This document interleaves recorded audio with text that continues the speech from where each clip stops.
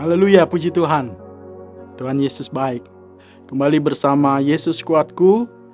Kita mau sebelum memasuki hari yang baru, kita menjalani aktivitas sepanjang hari ini, kita mau merenungkan kebenaran firman Tuhan. Tapi mari sebelumnya kita berdoa. Puji Tuhan. Haleluya. Bapa Sorgawi, dalam nama Tuhan Yesus Kristus, terima kasih ya Tuhan buat berkat kemurahan Tuhan bagi kami. Kami ada karena Tuhan, dan biarlah kehidupan kami sepanjang hari ini memuliakan Tuhan. Sebelumnya kami mau menerima kebenaran firman-Mu ya Tuhan. Tuhan ajar kami, Roh Kudus beri pengertian buat setiap kami, untuk kami belajar melakukan firman Tuhan. Terpujilah nama-Mu ya Tuhan. Kami terima dengan sukacita firman Tuhan, dalam nama Tuhan Yesus Kristus. Haleluya. Amin. Puji Tuhan.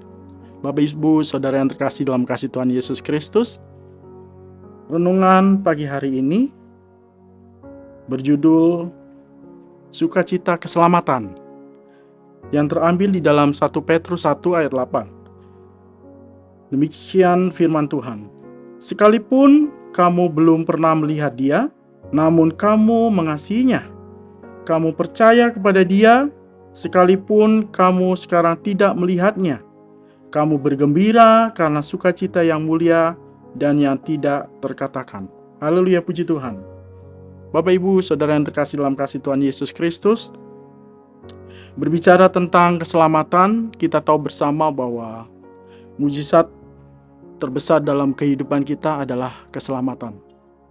Sehingga sepatutnya kita bersyukur dan berterima kasih, bersukacita atas keselamatan yang Tuhan karuniakan bagi kehidupan kita, atas anugerah yang Tuhan kerjakan bagi setiap kita. Puji Tuhan, sebab karena kasih karunia kita diselamatkan oleh iman kepada Tuhan Yesus Kristus. Pastinya itu bukan hasil pekerjaan kita, itu bukan hasil usaha kita. Itu semata-mata karena hidup kita karena kemurahan Tuhan. Puji Tuhan. Kalau bisa Bapak Ibu baca di dalam Efesus 2 ayat 8 sampai 9. Di situ bisa lebih jelas Bapak Ibu Saudara bisa baca dan bisa mengerti tentang ayat firman Tuhan ini. Bapak Ibu yang terkasih dalam kasih Tuhan Yesus Kristus, kembali kita ke ayat pokok kita di dalam 1 Petrus 1 ayat 8. Di situ dikatakan, sekalipun kamu belum pernah melihat Dia, namun kamu mengasihinya. Kamu percaya kepada Dia sekalipun kamu sekarang tidak melihatnya. Kamu bergembira karena sukacita yang mulia dan yang tidak terkatakan. Saya mau baca di ayat yang ke-9-nya. Karena kamu telah mencapai tujuan imanmu, yaitu keselamatan jiwamu. Nah, kita percaya bahwa Tuhan Yesus itu ada. Amin. Meskipun kita belum melihat dengan secara kasat mata kita, tapi kita percaya bahwa Tuhan itu ada. Hidup kita adalah hidup karena percaya, bukan karena melihat. Hidup kita karena iman. Hidup oleh karena iman.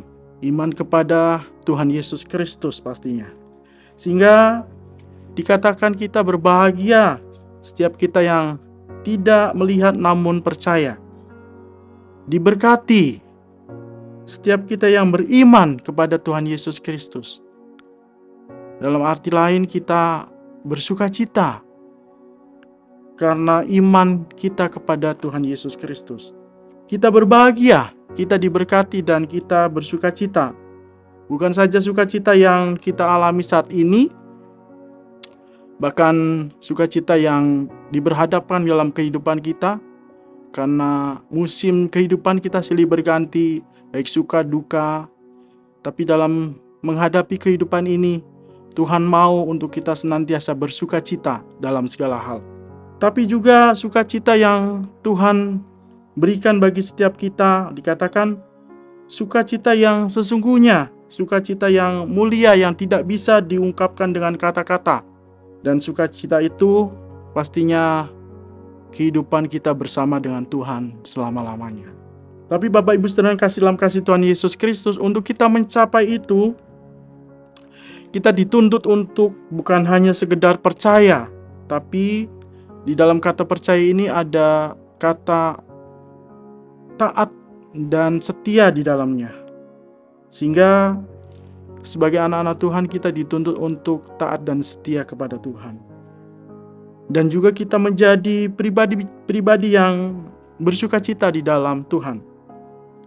Dan sukacita itu muncul dari iman yang bertumbuh kepada Tuhan kita, Tuhan yang kita kasihi. Karena Tuhan menghendaki supaya iman kita bertumbuh di dalam Tuhan dan juga pastinya berbuah di dalam Tuhan.